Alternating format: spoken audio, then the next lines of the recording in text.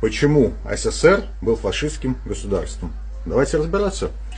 Как появился СССР? Потому что нам вливает в уши, что якобы там коммунисты свергли царизм, что, конечно, является враньем, потому что царизм свергла демократическая революция в России, которая занялась организовывать первые в истории страны демократические выборы. Коммунисты, понимая, что выборы им не выиграть, совершают вооруженный переворот и захватывают власть силой. Захватив власть, они устанавливают свою диктатуру. Все, только одни они могут сейчас управлять страной, все остальные, все партии, все разгоняют. И они устраивают террор, потому что красный террор — это была официальная доктрина государства. Что это означает? Это означает то, что они просто начинают вырезать, убивать всех, кто с ними не согласен. Кого-то выгоняют из страны, а кого-то просто убивают. Причем массово, это не так, что какие-то единичные случаи. Красный террор — это массовые репрессии, массовый террор против своих граждан. Они первые организовывают концлагеря, потому что если мы сейчас сравним с Германией, то в Советском Союзе мало того, что не первые сделали концлагеря, то количество лагерей и содержащихся там людей были не в разы, в десятки раз больше, чем в Германии. Вот так образовалась диктатура Союза. Союз, как переводится на немецком? Переводится рейх. Потому что советский рейх или германский союз — это одно и то же, это синонимами.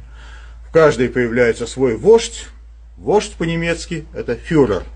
Поэтому фюрер Сталин или вождь Гитлер — это синонимы, это абсолютно одинаковые понятия. Дальше эти два режима начинают оккупировать сначала соседние страны по простому принципу.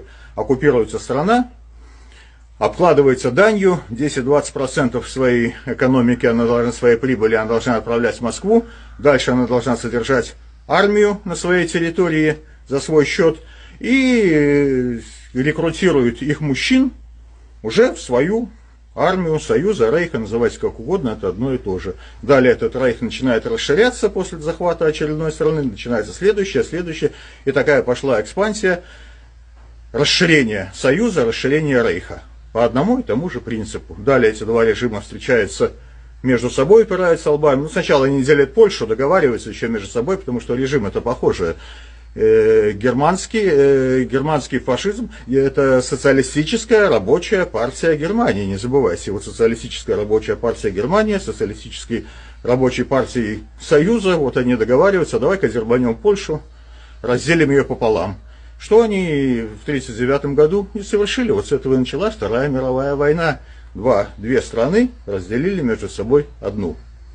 Друзья, YouTube отключил нам монетизацию, посчитав наш контент неугодным. Поэтому дальше будем двигаться исключительно с помощью вашей поддержки. Как вы можете нас поддержать? Первый способ.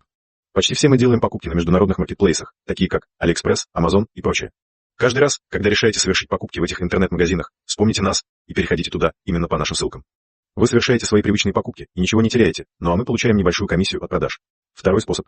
Если вы намерены покупать и продавать криптовалюту, то вам нужна популярная и надежная биржа. Мы рекомендуем биржи, которым пользуемся сами.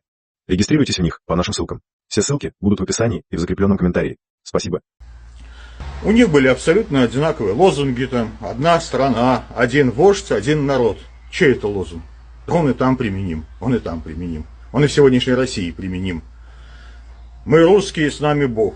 Это что же, тоже фашистский лозунг. Немцы был это, как год, это был их символ на пряжках, на эмблемах, то есть они носили. Поэтому, конечно, эти два режима абсолютно одинаковые, абсолютно похожие. Многие здесь совки пишут, зато я в Союзе жил хорошо. Ну так и в Германии при Гитлере многие немцы жили хорошо. Разве это отменяет того, что страна фашистская? Да, в фашистской стране многие немцы жили хорошо, экономика у них росла, рождаемость росла, все было вот этим замечательно. Но что там, людей убивали, страны оккупировали, ну так это ж можно не замечать, в принципе, все то же самое, что мы видим сейчас. Ну, воюет там в Украине, война, ну где же наша Москва, город, хорошо, все нормально, новости смотрим, а на это не обращаем внимания. Вот так вот. Ну и символы, конечно, давайте посмотрим символы. Вот что это такое? Вот это фаши называется. Фаши 1, фаши 2 на гербе Советского Союза. Фаши, СНОП, мы вместе, но вот этот же лозунг, который применим и к Германии, и к СССР. Один вождь, одна нация, один народ. Вот один народ, мы все вместе, обмотаны одной лентой. Вот это называется фаши. Вот отсюда пошло слово фашизм. Дальше что мы видим?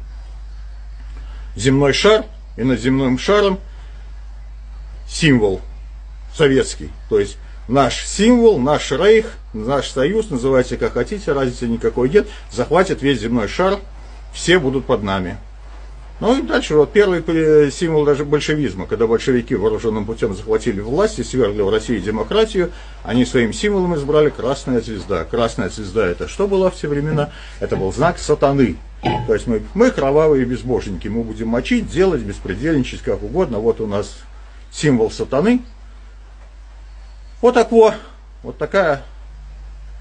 такой экскурс. Так что смотрите сами, похожи или не похожи два эти режима. Да они одинаковые практически, за исключением, может, там мелких нюансов. Если немцы больше уничтожали людей по национальному признаку и меньше трогали своих, то советский рейх больше уничтожал по социальному признаку и мочил и своих там, и всех подряд. Всем удачи, пока.